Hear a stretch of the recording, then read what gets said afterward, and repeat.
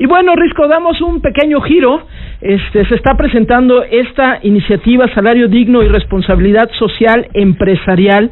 Hay varias instancias que están colaborando con ello. Escuchábamos ahorita en el separador la voz de José Medina Mora, hemos platicado ya en varias ocasiones con él, presidente nacional de la Coparmex, y está otra vez en la línea también con nosotros. José, ¿cómo estás? Te saluda Gabriela, buenos días. Muy buenos días, Gabriela, qué gusto saludarte. Igualmente, pues a ver, cuéntanos, José, Salario Digno, Responsabilidad Social Empresarial, ¿de qué va? ¿De qué estamos hablando?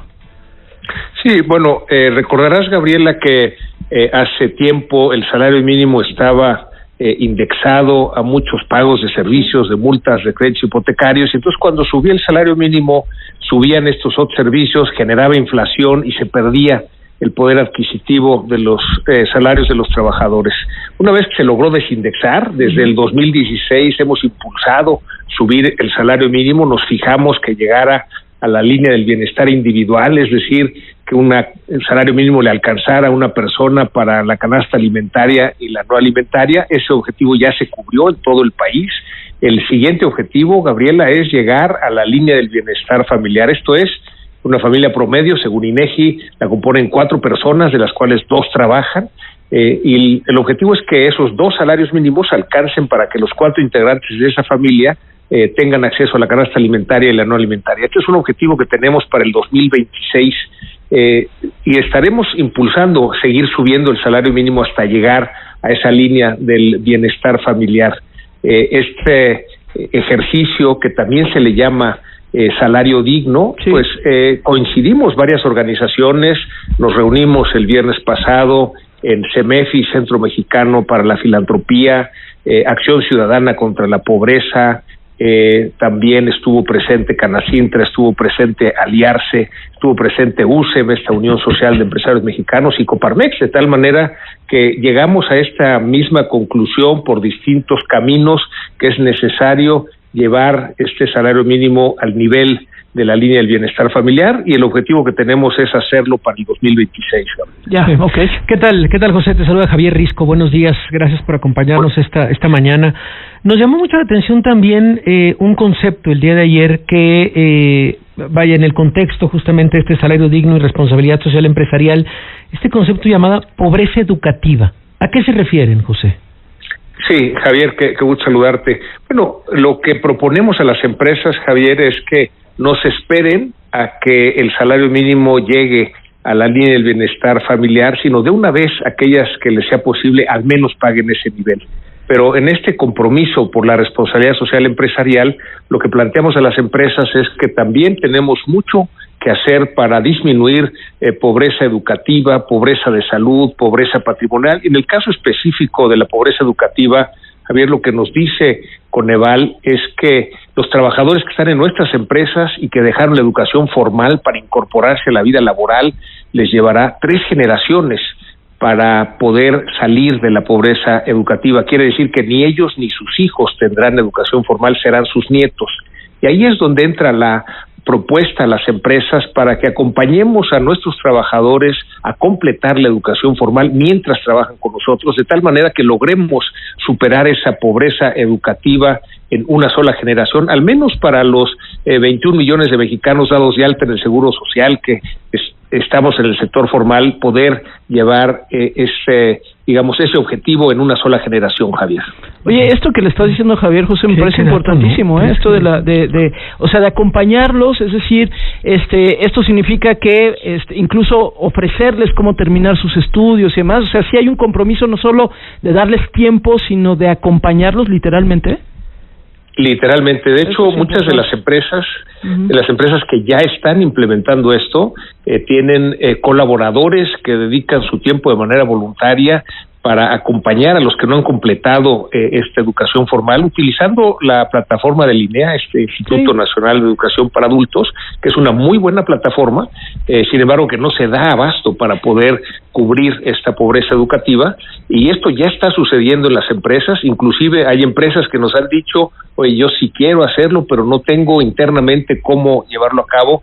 Hay organizaciones de la sociedad civil dedicadas a acompañar a las empresas con instructores para que, si les dan tiempo a los trabajadores en ese horario laboral, puedan completar esta educación formal. Y esto nos ayudará a cubrir ese rezago educativo y, desde luego, el que estos colaboradores puedan tener oportunidades laborales que crecen, sobre todo si se logra no nada más terminar la educación primaria, sino también la secundaria y la preparatoria. Ahí es donde crecen exponencialmente las oportunidades laborales. Claro, sin duda. Sí, estamos hablando con José Mina Mora, presidente nacional de la Coparmex.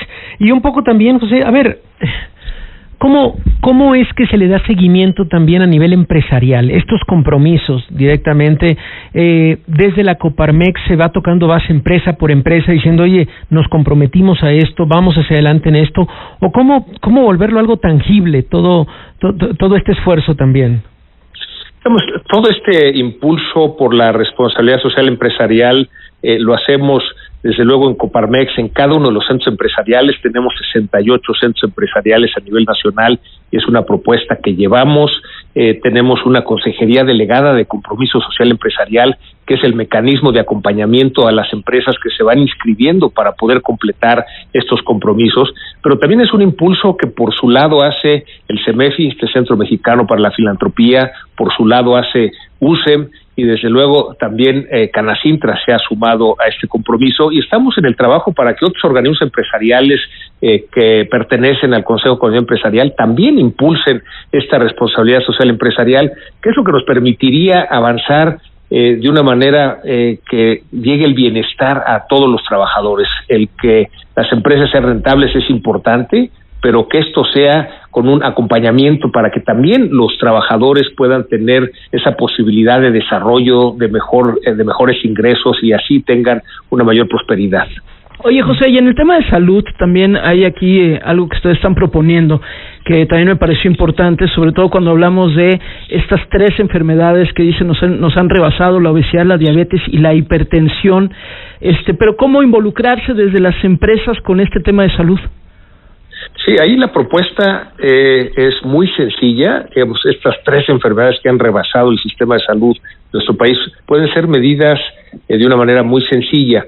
Es sacar azúcar en la sangre, tomar la presión y sacar el peso, de tal manera que para cada trabajador se haga y se le ponga una meta, y aquel trabajador que cumpla con esa meta se le da un bono de salud. Ahí lo que nos han reportado ¿Cómo les ha ido a las empresas? Sí. Sí, bueno, lo que nos han reportado es que ha bajado el ausentismo y ha subido la productividad, porque son esas enfermedades silenciosas que van minando la capacidad de cada persona, de tal manera que si las atendemos a tiempo, y más vale que lo hagamos desde las empresas, porque el sistema de salud está completamente rebasado, y es ahí donde vemos cómo la empresa puede ser un vehículo del cambio que ayude a salir de esta condición de pobreza multidimensional, como nos la señala Coneval. Hablamos ya de la pobreza educativa, de la pobreza de salud, de la pobreza financiera con los salarios, pero también de la pobreza patrimonial, de la pobreza alimentaria. En fin, son de esas responsabilidad social empresarial que se refleja en la vida de cada colaborador de las empresas. Pues mira, la verdad es que me parece muy interesante esto que están haciendo, y bueno, por aquí hay varias personas que nos preguntan ¿por qué hasta ahora? Me imagino que ustedes también habrán identificado algo, porque esto, bueno, se podía haber hecho desde hace tiempo atrás, pero ¿habrán identificado algo, José, que los lleva a hacerlo en este momento? Sí, bueno, digamos que la reflexión viene, Gabriela, Javier, a partir de que pues pensábamos que con que hubiera crecimiento económico se resolvía todo, porque esto quiere decir que hay inversión, y cuando hay inversión se genera empleo, y un empleo bien remunerado logra que se distribuya la riqueza. Pero ante la realidad de que a pesar del crecimiento económico, la pobreza y desigualdad, ha bajado marginalmente, pero sigue siendo muy alta. Esto nos lleva a plantear un nuevo modelo de país, que es el modelo de desarrollo inclusivo, que establece que además del desarrollo económico, que es necesario pero no suficiente, tiene que haber desarrollo social para que nadie se quede afuera, y también desarrollo sustentable. Y en este esquema, la empresa como vehículo del cambio, vemos que podemos resolver una buena parte de los desafíos que tenemos en el país si cada empresa toma este compromiso con nuestros trabajadores. Bueno, pues buen esfuerzo hecho por la Coparmex. A ver si podemos hablar más adelante, José, para ver si se logra realmente esos objetivos, cómo va avanzando. Hay que decir que también el salario mínimo, ¿no? Sí, el salario mínimo, pues vaya, es algo que se ha comentado mucho en este sexenio, pero es una colaboración forzosa también de las empresas, el poder haber hecho este incremento de manera tan importante durante este sexenio. Así que, bueno, pues estaremos al pendiente y muchísimas gracias por acompañarnos, José. Sí, gracias a ustedes y un saludo para toda su audiencia. Gracias. Es José Medina Mora, el presidente de Coparmex.